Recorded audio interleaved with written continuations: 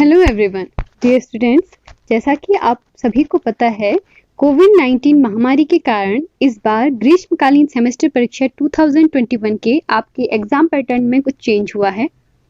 उसमें से applied physics, जो कि आपका 50 मार्क्स का थ्योरी पेपर होता है आप एग्जाम में, उसमें आपके क्वेश्चंस थोड़ा सा डिफरेंट वे में आएंगे। कहने का मतलब है कि सेक्शन ए जो है, सेक्शन ए में आपके टोटल इस बार 25 क्वेश्चंस पूछे जाएंगे, जिसमें से आपको 20 क्वेश्चंस का आंसर देना होगा और हर क्वेश्चन कैरी करेगा 1 मार्क्स, यानी कि 25 क्वेश्चन आएंगे, आपको 20 प्रश्नों के उत्तर देने होंगे और हर क्वेश्चन 1 नंबर का होगा। तो इस तरह से सेक्शन ए कुल 20 मार्क्स का होगा। और सेक्शन बी की बात करें तो उसमें आपको टोटल 7 क्वेश्चंस मिलेंगे, जिसमें से आपको 5 क्वेश्चंस करने होंगे और हर क्वेश्चन 4 मार्क्स का होगा। तो इस तरह से सेक्शन बी में आपके टोटल मार्क्स बनेंगे 20। सेक्शन सी की बात करें तो एग्जाम पेपर में आपके पास आएंगे 4 क्वेश्चंस, जिसमें से आपको 2 क्वेश्चंस करने होंगे। हर क्वेश्चन होगा आपका 5 मार्क्स का और इस तरह से सेक्शन सी होगा आपका 10 मार्क्स का। तो इस तरह से section A 20 marks, section B 20 marks और सेक्शन सी 10 मार्क्स। तो ये होगा आपका टोटल 50 मार्क्स। तो इसी के दृष्टिगत एक नई सीरीज में स्टार्ट कर रही हूँ, जिसमें आपको हर यूनिट के, जितनी आपकी यूनिट्स हैं अप्लाइड फिजिक्स सेकंड में, उसमें हर यूनिट के सेक्शन ए से रिलेटेड इंपॉर्टेंट क्वेश्चंस मैं आपको कराऊंगी। तो आज की इस वीडियो में हम देखेंगे सेक्शन ए के यूनिट फर्स्ट से रिलेटेड कुछ इंपॉर्टेंट क्वेश्चंस। तो चलिए स्टार्ट करते हैं आज का वीडियो। तो चलिए पहला क्वेश्चन लेते हैं। First question is angle of incidence in denser medium for which angle of refraction in rarer medium is 90 degree is known as ... यानी सघन माध्यम में बना वह आपतन कोण जिसके लिए विरल माध्यम में बना अपवर्तन कोण 90 डिग्री हो ... कहलाता है। तो इसका आंसर क्या होगा, आप सोचिए। तो देखिए इसका आंसर मैं बताती हूँ। देखिए, अगर किसी सघन माध्यम में अगर आपकी प्रकाश की किरण जा रही है और वो दूसरे विरल माध्यम में जाके अपवर्तित होगी, अपवर्तन होने पर अगर उसका एंगल बनता है 90 डिग्री, तो उस एंगल को आप, जो आपका आपतन कोण था, उस एंगल को आप नाम देते हैं क्रिटिकल एंगल, यानी कि क्रांतिक कोण। ठीक है, नेक्स्ट क्वेश्चन पर चलते हैं। नेक्स्ट क्वेश्चन है optical fibre is based on the principle of ... यानी कि ऑप्टिकल फाइबर या फिर जिसे प्रकाशिक तंतु भी कहा जाता है, ... के सिद्धांत पर आधारित है। तो ऑप्टिकल फाइबर किस सिद्धांत पर कार्य करते हैं, ये आपकी यूनिट फर्स्ट का क्वेश्चन है, लाइट से रिलेटेड। तो देखिए, ऑप्टिकल फाइबर नाम की जो डिवाइसेस होती हैं वो पूर्ण आंतरिक परावर्तन के सिद्धांत पर कार्य करती हैं, यानी कि टोटल इंटरनल रिफ्लेक्शन पर वर्क करती हैं। ठीक है, नेक्स्ट क्वेश्चन लेते हैं। नेक्स्ट क्वेश्चन है परावर्तन के नियम के अनुसार आपतन कोण तथा परावर्तन कोण ... होते हैं, यानी according to laws of reflection angle of incidence is ... to angle of reflection. तो आपने अगर परावर्तन की घटना पढ़ी है, यानी कि प्रकाश जब किसी स्मूथ सरफेस या चिकने पृष्ठ से टकराता है तो वो उसी माध्यम में वापस लौट आता है, तो इस घटना को आप परावर्तन कहते हैं। तो परावर्तन के आपने 2 नियम पढ़े होंगे। पहला नियम कहता है कि जो आपतित किरण है और जो परावर्तित किरण है और जो अभिलंब है, वो तीनों एक ही तल में होंगे। ठीक है, यानी कि जो इंसिडेंस रे है और जो रिफ्लेक्टेड रे है और जो नॉर्मल है वहां पर, ठीक है, वो तीनों एक ही प्लेन में लाई करेंगे। और दूसरा लॉ कहता है कि जो एंगल ऑफ इंसिडेंस है, यानी कि आपतन कोण है, और जो एंगल ऑफ रिफ्लेक्शन है, यानी कि जो परावर्तन कोण है, वो दोनों आपस में क्या होंगे, बराबर होंगे। तो यहाँ पर आंसर होगा इक्वल, यानी बराबर। नेक्स्ट क्वेश्चन लेते हैं। निर्वात में प्रकाश के वेग का आंकिक मान ... मीटर पर सेकेंड होता है। Numerical value of velocity of light in vacuum is ... metre per second. तो आप सभी को पता होगा कि जो निर्वात यानी वैक्यूम होता है, उसमें लाइट की वेलोसिटी होती है 3 × 10⁸ मीटर पर सेकेंड। तो यहाँ पर आंसर होगा 3 × 10⁸ मीटर पर सेकेंड। ठीक है, नेक्स्ट क्वेश्चन पर चलते हैं। नेक्स्ट क्वेश्चन है कोर का अपवर्तनांक क्लेडिंग के अपवर्तनांक से ... होता है, यानी refractive index of core is dot dot then refractive index of cladding. तो कोर और क्लेडिंग जो ये वर्ड आपको सुनने में आ रहे हैं, ये ऑप्टिकल फाइबर का स्ट्रक्चर होता है। अगर आपने प्रकाशिक तंतुओं के बारे में पढ़ा है तो आप कोर और क्लेडिंग को जानते होंगे। तो वहां पर जो कोर होता है वो अंदरी भाग होता है, भीतरी भाग होता है, और जो क्लेडिंग होती है वो बाहर की लेयर होती है।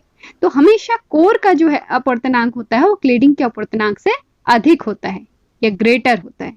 ठीक है, तो यहाँ आंसर होगा अधिक या फिर ग्रेटर। नेक्स्ट क्वेश्चन पर चलते हैं। नेक्स्ट क्वेश्चन है 1 electron volt equals dot dot joule, यानी 1 EV equals dot dot J. तो 1 इलेक्ट्रॉन वोल्ट में कितनी एनर्जी होगी ये आपको बताना है। तो देखिए 1 इलेक्ट्रॉन वोल्ट कहते किसे हैं, पहले तो ये जानना जरूरी है। देखिए अगर आप किसी इलेक्ट्रॉन को 1 वोल्ट के विभवांतर से त्वरित करते हैं, एक्सेलरेट करते हैं, यानी कि 1 इलेक्ट्रॉन है, आप उसके अक्रॉस लगा दें 1 वोल्ट का पोटेंशियल, तो उस समय उस इलेक्ट्रॉन के पास जितनी ऊर्जा आएगी वो 1 इलेक्ट्रॉन वोल्ट के इक्विवेलेंट कहलाएगी। ठीक है, तो 1 इलेक्ट्रॉन वोल्ट इक्वल्स होता है 1.6 इंटू 10⁻⁻19 जूल। नेक्स्ट क्वेश्चन पर चलते हैं। नेक्स्ट क्वेश्चन है पूर्ण आंतरिक परावर्तन के लिए प्रकाश की किरण विरल से सघन माध्यम में प्रवेश करनी चाहिए। ये सत्य है या असत्य, ये आपको बताना है। यानी for total internal reflection the ray of light should enter from rarer to denser medium. तो अगर आपने टोटल इंटरनल रिफ्लेक्शन यानी पूर्ण आंतरिक परावर्तन को पढ़ा है तो आप ये जरूर जानते होंगे कि पूर्ण आंतरिक परावर्तन के लिए 2 शर्तें होनी चाहिए। पहली शर्त ये है कि जो आपकी प्रकाश की किरण है वो सघन माध्यम से विरल माध्यम में जानी चाहिए, यानी कि डेंसर मीडियम से रेयरर मीडियम में जानी चाहिए। ठीक है, तो आपका आंसर यहीं पर आपको मिल गया होगा कि ये कथन है असत्य यानी कि फॉल्स।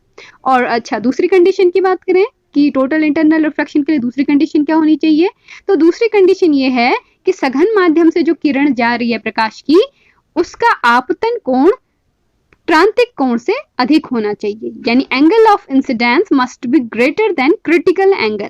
ठीक है, नेक्स्ट क्वेश्चन की बात करते हैं। नेक्स्ट क्वेश्चन है हाइड्रोजन परमाणु का आयनन विभव डॉट डॉट वोल्ट होता है, यानी कि ionization potential of hydrogen atom is dot dot volt.